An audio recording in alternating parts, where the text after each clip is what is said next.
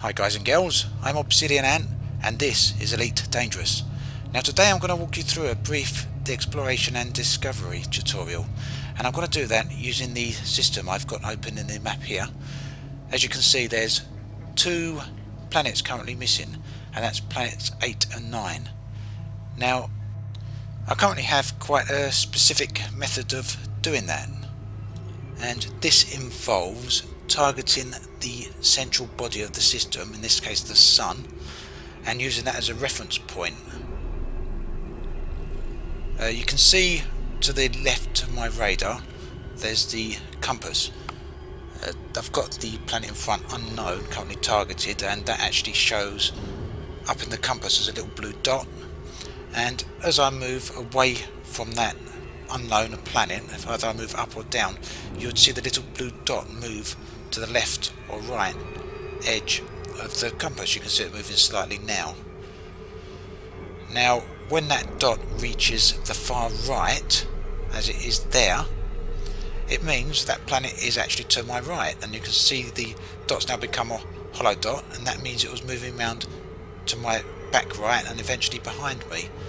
Now I've targeted an unknown signal source here. You can see that's actually appeared in front of me. It's now above me on that compass, and it's now coming back around in front of me again. Now keep all that in mind, because that's actually very useful information, and we are going to use that to locate the missing stars in this system.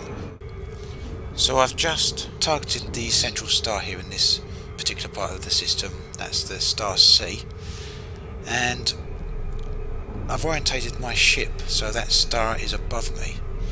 Now you can see on my compass the little blue dot is above the compass, and my aim is to keep that there at the top.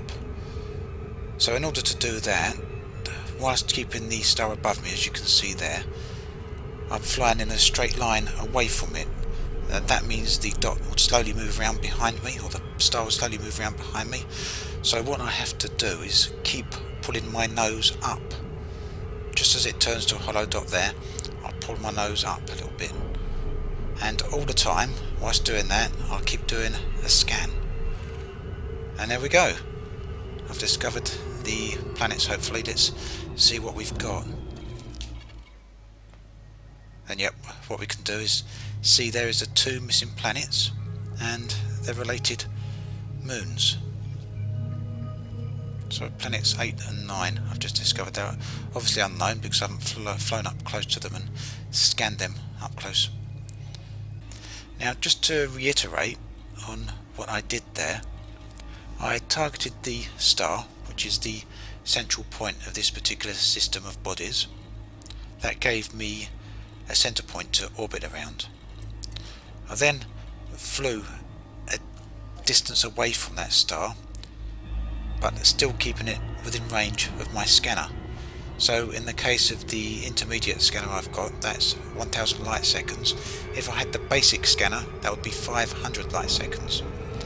Once I'd reached that range, I orientated my ship so that the star was above me, and I then faced my ship and pitched it up and down so that the blue dot on my compass was always at the top of the compass. I then accelerated away at full speed, and I'll then have to keep pulling my nose up, keep pitching up, in order to keep that dot at the same point at the top of the compass. Now what that means is I'm taking a circle around the star at my current distance, which in my case back there was 1000 light seconds, and in the case of you having only a basic scanner, you'll do this at 500 light seconds, and all the while just keep hitting that scanner button. Now you may have to make a full circumference orbit of the star before you actually find anything, but you should find something. If something's there to find, you will find it. If you don't, head out to the next set of 500 light seconds or 1000 light seconds, depending on which scanner you've got, and repeat the process, and eventually you'll discover all the planets in the particular system. Now there is the cases where you have stars or planets within a particular system of bodies that don't orbit on the same plane as all the rest. Sometimes they're vertically above the star in relation to the other planets on the orbit lines. Now, in the event that does happen, the planets can still be easy to find, but you just need to go about it in a slightly different way. Now, I'm using the terms up, down, left and right figuratively, because obviously there is no up and down in space, but look at the orbit lines in front of me here. From this direction they do have left and right. I'm on the same plane as them. If I wanted to look for planets that are on the vertical line in relation to those particular lines we were looking at then, I would then fly directly up and then keep the blue dot again either at the bottom of the compass or at the top of the compass and go round the sun in that direction, and that would allow me to find any planets that are potentially located above or below the solar plane. So that's the method I use to explore and discover planets within each system. I found it to be pretty effective, and I hope you guys and girls do too. I'll catch you all next time. This has been Obsidian Ant, signing off.